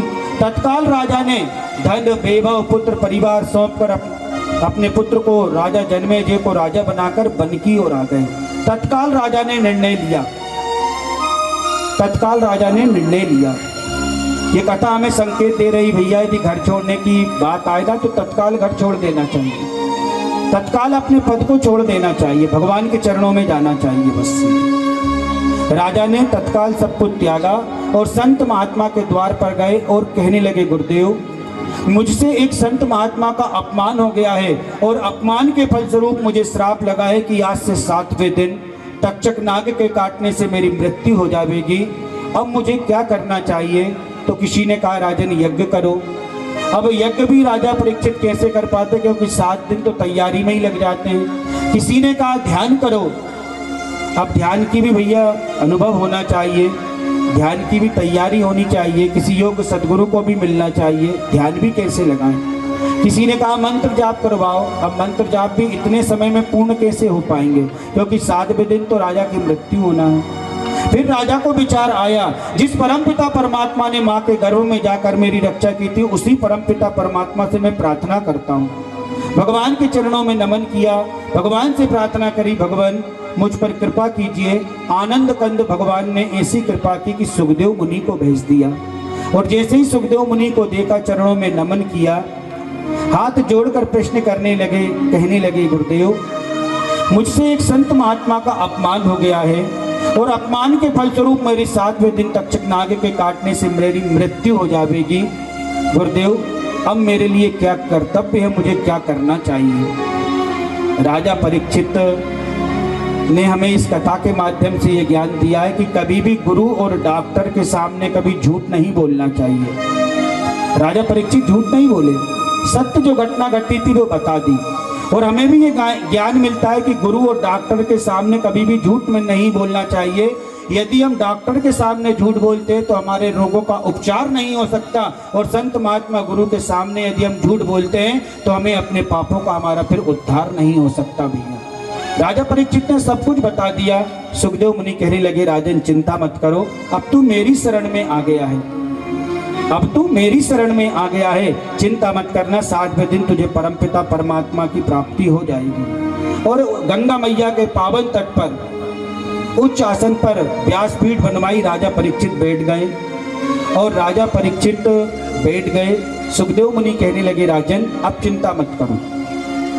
राजा परीक्षित कौन? हम ही सब, क्योंकि भैया 7 दिन का समय राजा परीक्षित को था और 7 ही दिन का समय हमें मिला है, 8वां दिन नहीं होता। और आपको पता हमारे 7 दिन कैसे व्यतीत हो जाते हैं। सोमवार के दिन जन्म हुआ, सोमवार के दिन जन्म हुआ, मंगलवार के दिन बड़े हुए, बुधवार के दिन विद्यालय गए, गुरुवार के दिन विवाह हुआ, शुक्रवार के दिन संतान पैदा की, शनिवार के दिन बीमार पड़े और रविवार के दिन गोविंदाय नमो नमः। 7 दिन ऐसे व्यतीत हो जाते हैं कि सोमवार के दिन जन्म हुआ, मंगलवार के दिन बड़े हुए, बुधवार के दिन विद्यालय गए, गुरुवार के दिन विवाह हुआ, शुक्रवार के दिन संतान हुई, शनिवार के दिन बीमार पड़े और रविवार के दिन गोविंदाय नमो नमः। ऐसे 7 दिन व्यतीत हो जाते हैं हमारे। काल कब आ जाता है ये व्यक्ति को पता नहीं चलता।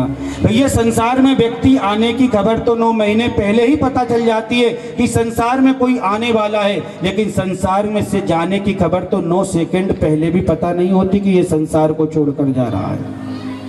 9 सेकंड पहले भी पता नहीं होती। तो 7 दिन राजा परीक्षित के पास थे, 7 ही दिन हमारे पास है और 7 ही दिन आपके पास भी है भैया। लेकिन जो समय का सदुपयोग करता है, जो गुरु के चरणों में बैठ जाता है, जीवन के महत्व को समझ लेता है, उसी का जीवन सार्थक होता है। राजा परीक्षित संत महात्मा सदगुरु के चरणों में गए और बड़ा सार्थक प्रश्न किया उन्होंने। यहीं से भागवत कथा प्रारंभ होती है भैया। राजा परीक्षित ने प्रथम प्रश्न किया, गुरुदेव मृत्यु आसन मनुष्य की कर्तव्य क्या होता है? हे गुरुदेव, जिस जीवात्मा की मृत्यु आ जाती है उसका कर्तव्य क्या होता है, उसे क्या करना चाहिए? बड़ा सार्थक प्रश्न किया राजा परीक्षित ने सुखदेव मुनि से। सुखदेव मुनि ने उनके वचनों को सुना, कहने लगे राजन, मृत्यु की सारी तैयारियां हैं। इस बात को बड़े ध्यानपूर्वक समझिएगा भक्तों कि मृत्यु की सारी तैयारियां हैं। कफन भी तैयार है, बस बाजार जाने की देर है। भगवान ने संसार में भेजा ना हमें, तो मृत्यु की सारी तैयारियां करके भेजा है, क्योंकि कफन भी तैयार है, केवल बाजार जाने की देर है। बांस और मंजू भी तैयार है, केवल ऑर्डर देने की देर है। कफन भी तैयार है, केवल बाजार जाने की देर है। बांस और मंजू भी तैयार है, केवल ऑर्डर देने की देर है। उठाने वाले जलाने वाले भी तैयार है, बस खबर लगने की देर है। उठाने वाले जलाने वाले भी तैयार हैं, केवल खबर लगने की देर है। और जलाने की जगह भी तैयार है, बस अर्थी उठने की देर है।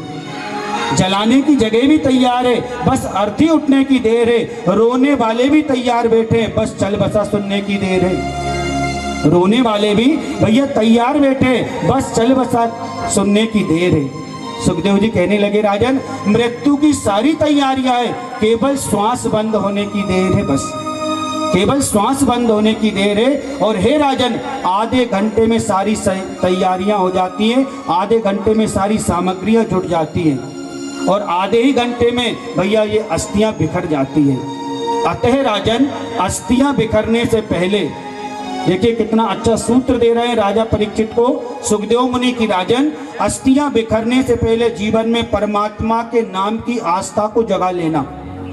अस्थियां बिखरने से पहले परमात्मा के नाम की आस्था को पैदा कर लेना, और चिता जलने से पहले परमात्मा के नाम की चेतना जगा लेना।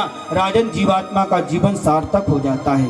राजन, जीवात्मा का जीवन सार्थक हो जाता है भैया। कि हमेशा संत महात्मा ज्ञानी जन विद्वजन विद्वान जन समझाते हैं ना कि मृत्यु की सारी तैयारियां हैं, केवल सांस रुकने की देर है। इसलिए हमारे गुरुमत सिद्धांत में आया है कि दो बातन को भूल मत, दो बातन को भूल मत, अरे जो चाहो कल्याण, नारायण एक मौत को और दूजे श्री भगवान। कि भैया यदि संसार से तरना है ना, तो दो बातों को मत भूल, एक तो भगवान और दूसरा अपनी मृत्यु। आदमी इतने पाप क्यों कर्म क्यों करता है? क्योंकि ये भूल जाता है कि कल उसे संसार छोड़कर जाना है। इसलिए संत महात्मा ज्ञानी जन विद्वजन समझाते हैं भैया कि हमेशा अपनी मृत्यु का स्मरण करते रहे, तो अपने आप किसी के प्रति ईर्ष्या नहीं रख सकते, आप किसी से द्वेष नहीं रख सकते, अरे आप किसी का अपमान भी नहीं कर सकते यदि आप अपनी मृत्यु का ध्यान करोगे तो। क्योंकि सुखदेव मुनि राजा परीक्षित से कहते हैं राजन कि जिंदा रहने के लिए भोजन जरूरी है। कहते हैं ना, जिंदा रहने के लिए भोजन जरूरी है, पर थोड़ा विचार करो कि भैया भोजन से ज्यादा जिंदा रहने के लिए पानी की आवश्यकता होती है। अरे भोजन 7, 8, 10 दिन ना भी मिले और पानी मिलता रहे ना, तो व्यक्ति जीवित रहता है। इसलिए जिंदा रहने के लिए भोजन की आवश्यकता है, भोजन से ज्यादा पानी की आवश्यकता है। पर पानी ना मिले भैया, लेकिन जिंदा रहने के लिए तो वायु की आवश्यकता होती है ना। कि यदि व्यक्ति के पास जल की व्यवस्था है, भोजन की व्यवस्था है, लेकिन वायु ही नहीं है, तो ये व्यवस्था का क्या उपयोग होगा? तो जिंदा रहने के लिए भोजन की आवश्यकता है, भोजन से ज्यादा पानी की आवश्यकता है, पानी से ज्यादा वायु की आवश्यकता है। लेकिन भैया विचार करो, जिंदा रहने के लिए तीनों चीजों की भी आवश्यकता नहीं है। जिंदा रहने के लिए ना भोजन की आवश्यकता है, ना पानी की आवश्यकता है, ना वायु की आवश्यकता है। अरे भैया जिंदा रहने के लिए तो मनुष्य को आयु की आवश्यकता होती है। जिंदा रहने के लिए मनुष्य को आयु की आवश्यकता होती है। क्योंकि भैया अस्पताल में आपने देखा होगा भोजन की व्यवस्था रहती है, जल की व्यवस्था रहती है, वायु ऑक्सीजन की आवश्यकता रहती है, लेकिन यदि व्यक्ति की आयु ही नहीं रहेगी तो इन व्यवस्थाओं का वो क्या उपयोग करेगा? तो भगवान ने जितनी आयु दी है, सुखदेव मुनि राजा परीक्षित से कहते हैं राजन, भगवान ने जितनी आयु दी है उस आयु का हम सदुपयोग करें, क्योंकि 7 दिन हमारे पास हैं और एक ना एक दिन ये संसार छोड़कर जाना है। एक समय की बात है, एक शिक्षक ने अपने विद्यार्थियों से कक्षा में पूछा, बेटा बताओ रामू तुम्हारा जन्म किस दिन हुआ था? रामू कहने लगा, गुरुदेव मेरा जन्म सोमवार के दिन हुआ था। गुरुजी ने कहा ठीक है। फिर श्याम से पूछा, रे श्याम तेरा जन्म किस दिन हुआ था? श्याम कहने लगा, गुरुदेव मेरा जन्म बुधवार के दिन हुआ था। ठीक है। सारे विद्यार्थियों से गुरुजी ने अपना अपना जन्मदिन पूछ लिया। अब जब अपना अपना जन्मदिन पूछ लिया तो आज के विद्यार्थी थे कलयुग के, गुरुदेव से कहने लगे, गुरुदेव यदि आपने हमसे तो अपना जन्मदिन पूछ लिया, पर आप ये तो बताइए कि आपका जन्म किस दिन हुआ था। तो गुरुजी कहने लगे, भैया मेरा जन्म रविवार के दिन हुआ था। तो सभी शिष्य कहने लगे, गुरुदेव आप झूठ बोलते हो। क्यों? अरे आप कह रहे हो कि आपका जन्म रविवार के दिन हुआ था। रविवार के दिन मम्मी के स्कूल की छुट्टी रहती है, पिता के ऑफिस की छुट्टी रहती है, क्या उस दफ्तर की छुट्टी नहीं रहती क्या रविवार के दिन? जो आप कह रहे हो आपका जन्म रविवार के दिन हुआ था। तो किसी संत ने लिखा है कि नाम शहीदों के डिग्रियां नहीं होती, नाम शहीदों के डिग्रियां नहीं होती, बदनसीब हाथों में चूड़ियां नहीं होती। नाम शहीदों के डिग्रियां नहीं होती, बदनसीब हाथों में चूड़ियां नहीं होती, और सबको जाकर लगानी है उस रजिस्टर पर हाजिरी, क्योंकि मौत वाले दफ्तरों में भैया छुट्टियां नहीं होती, मौत वाले दफ्तरों में भैया छुट्टियां नहीं होती। तो 7 दिन हमारे सामने है, 7 दिन का हम सदुपयोग करें, भगवान का भजन करें। और सुखदेव मुनि राजा परीक्षित से कहते हैं, राजन प्रत्येक जीवात्मा मृत्यु आसन पर विद्यमान है, उसे अपनी तैयारी करनी है बस। क्योंकि ये राजन स्कूल जाने से वही बच्चा डरता है कि जिसका कि होमवर्क पूर्ण नहीं होता। स्कूल जाने से वही विद्यार्थी डरता है जिसका होमवर्क पूर्ण नहीं होता। आयकर अधिकारी को देखकर वही व्यापारी घबराता है जिसके बही खाते ठीक नहीं होते। आयकर व्यापारी को देखकर वही व्यापारी घबराता है भक्तों जिसके बही खाते ठीक नहीं होते। और मौत को देखकर वही व्यक्ति रोता है जिसकी तैयारी नहीं होती भैया, जिसकी तैयारी नहीं होती। तो हमारी संपूर्ण तैयारी होनी चाहिए। और हमारी तैयारी कैसी होनी चाहिए कि जब परमपिता परमात्मा भेजे तो हम स्वयं भगवान के द्वार पर जाने के लिए तैयार हो जाए। इसलिए परमात्मा ने भैया हमें ये मनुष्य देह दी है। इसलिए तो किसी संत ने कहा है ना इस मनुष्य देह के बारे में कि भाई इस मनुष्य देह से नित्य प्रतिदिन मल मूत्र विष्ठा रूपी कितनी गंदगियां निकलती हैं, फिर भी कहा जाता है कि बड़े भाग्य मानुष तन पावा सुर दुर्लभ सदग्रंथ ही गावा, कि बड़े सौभाग्य से मनुष्य की देह मिली है। क्यों? क्योंकि आप इसी देह से परमपिता परमात्मा के द्वार पर जा सकते हो।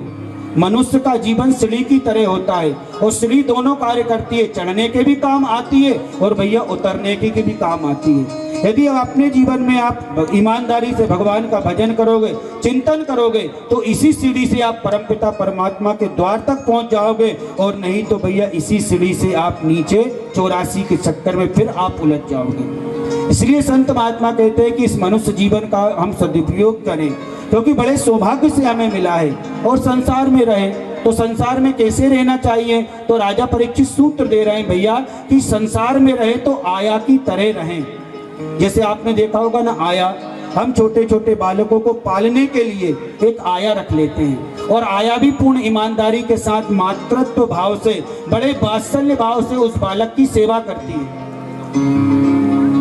बड़े भाव के साथ उस बालक की सेवा करती है। लेकिन कभी उस आया की अपने मालिक से झगड़ा हो जाता है तो तत्काल बालक को छोड़कर चली जाती है, फिर उस बालक पर अपनी ममता निछावर नहीं करती।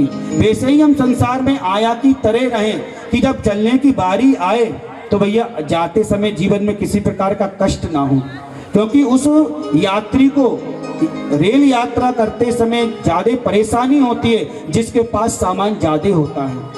उसे चढ़ने में भी दिक्कत जाती है भैया, उतरने में भी दिक्कत जाती है। उसी प्रकार मनुष्य का जीवन भी ये यात्री की तरह होता है। इतनी सारी संपत्ति लेकर जाओगे तो भैया परमात्मा के द्वार पर तो खाली हाथ जाना है, उतरने चढ़ने में बड़ी दिक्कतें होंगी।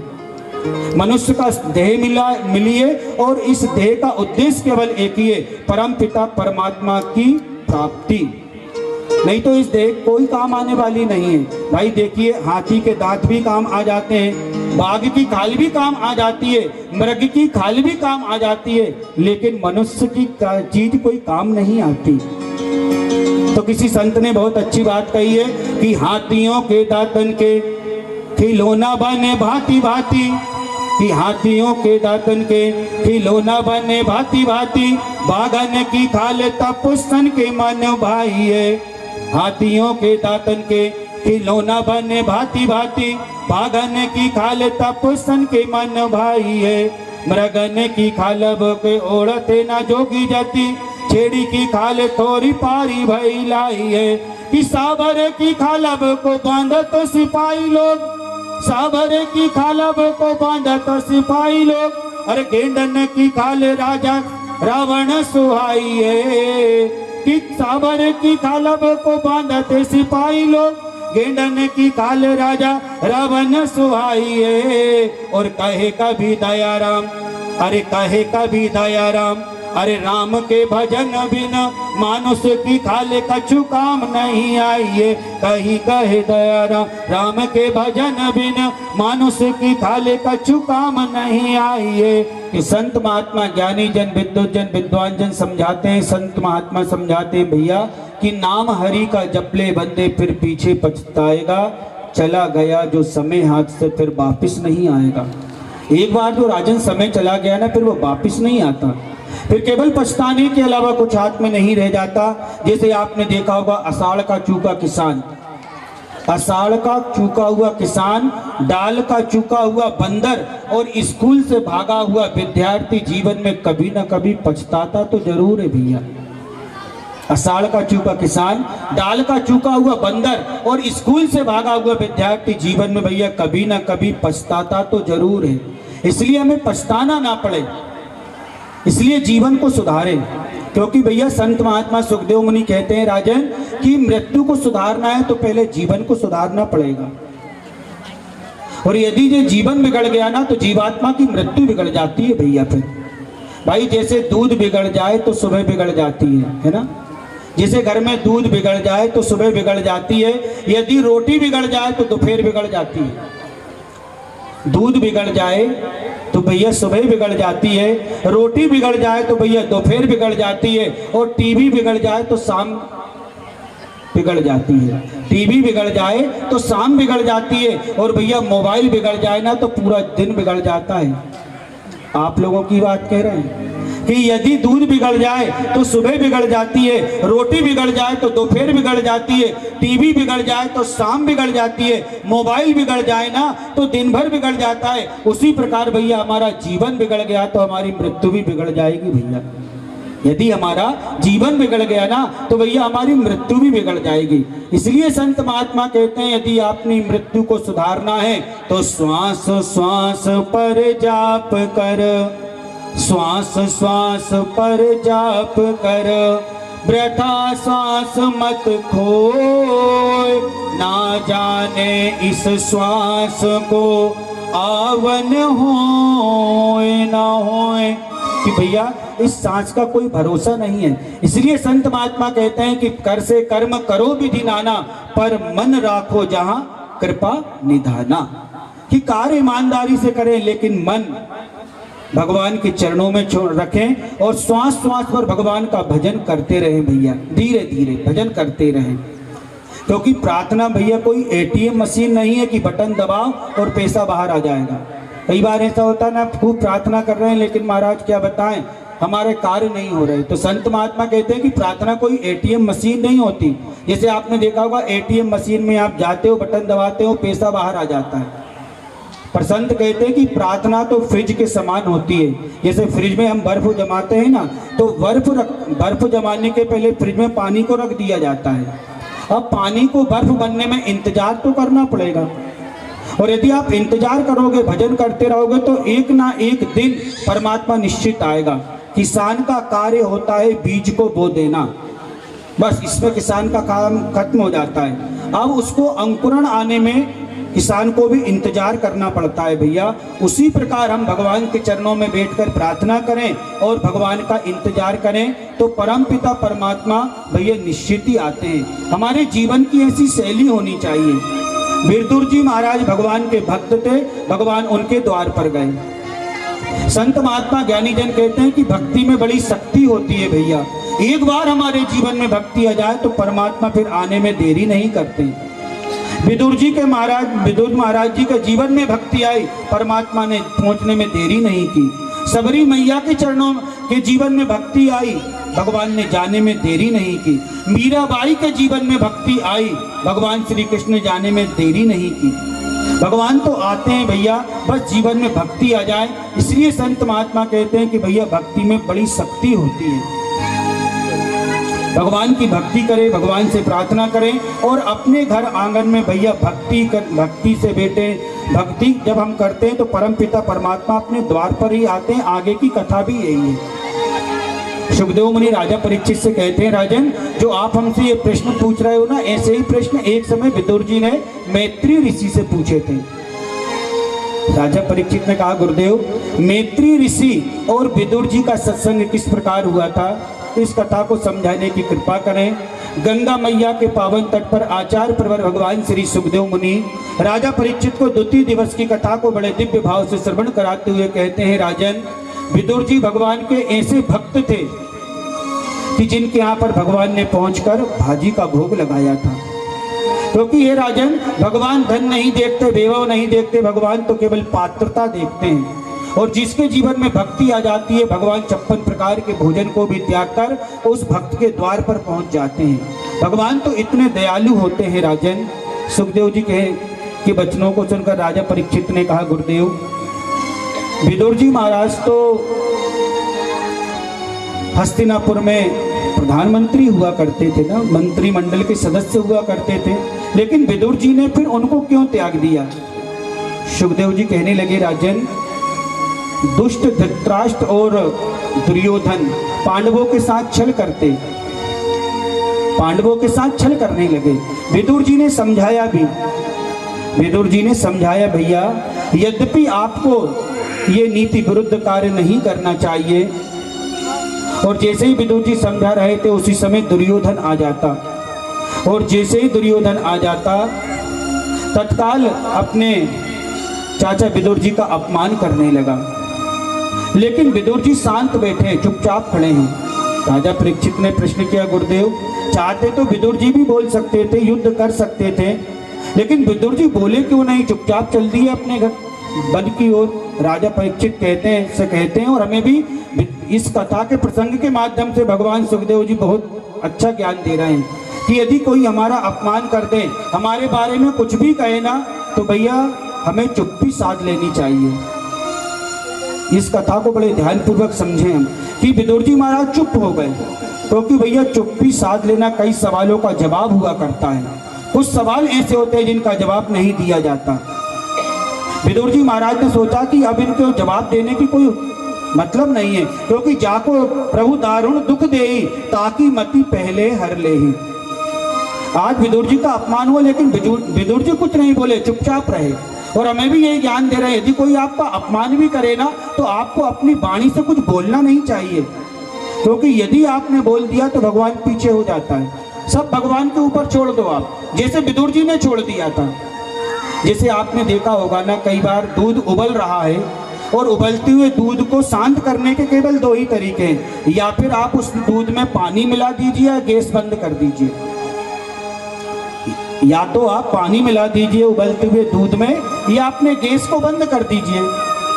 वैसे ही भैया ठीक इसी प्रकार यदि सामने वाला कोई आपका अपमान करता है, कोई आप पर क्रोध करता है, तो आपके पास दो ही तरीके हैं, या फिर चुपचाप उनकी बातों को सुन लो, या फिर वहां से हट जाइए, उससे बोलिए कुछ मत। जैसे विदुर जी ने कुछ नहीं बोला, उठे और अपने आप वन को चल दिए भैया, क्योंकि संत महात्मा कहते हैं कि चुप्पी हर सवालों का जवाब हुआ करती है। हर सवाल का जवाब देना उचित भी नहीं होता भैया। विदुर जी उठे और आकर चल दिए, और आकर वन में आकर भगवान का भजन करते रहे, भगवान के चरणों का नमन करते रहे। तो भगवान श्री कृष्ण भी उनके द्वार पर पहुंचे।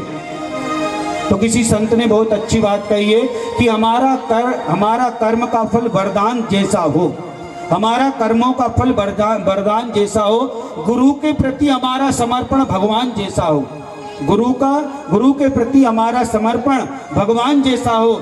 आएंगे स्वयं भगवान माता जानकी के साथ, मगर पहले जरूरी है हमारा हृदय हनुमान जैसा हो, मगर ये जरूरी है कि हमारा हृदय हनुमान जी जैसा होना चाहिए। विदुर जी के यहाँ पर भगवान पहुंचे, भगवान ने जाकर बड़े आनंद के साथ साग का भोग लगाया, जबकि दुर्योधन ने तो 56 प्रकार के भोग उनके सामने रखे थे। लेकिन भगवान क्या कहने लगे, नहीं दुर्योधन, व्यक्ति दो ही जगह भोजन करता है, यहाँ पर या फिर किसी के प्रति अत्यधिक स्नेह हो या व्यक्ति भूखा हो, तो हमारी तुम्हारी तो कोई प्रीति है ही नहीं, हमारी तुम्हारी कोई प्रीति नहीं है, और मैं तो उसी स्थान पर जाऊंगा जहाँ मेरा भक्त मेरा इंतजार कर रहा है। सुखदेव जी कहने लगे, राजन, इस प्रकार हमें भगवान के चरणों की भक्ति करनी चाहिए। परम पिता परमात्मा हमारे द्वार पर आते हैं, भक्तों इसी भाव के साथ कि आप भगवान के चरणों की सच्ची शरणागति लें, भगवान का भजन करें, भगवान का चिंतन करें। आज की कथा को यहीं विराम देंगे, कल की कथा में आपको आगे के प्रसंग की कथा बड़े भाव के साथ समझाएंगे। आइए छोटा सा कीर्तन करते हैं, इसके पश्चात हम आरती होगी। आरती के पश्चात सभी लोग प्रसाद लेकर भगवान के चरणों में नमन करते हुए अपने अपने घर को जावें। जय श्री कृष्ण। भगवान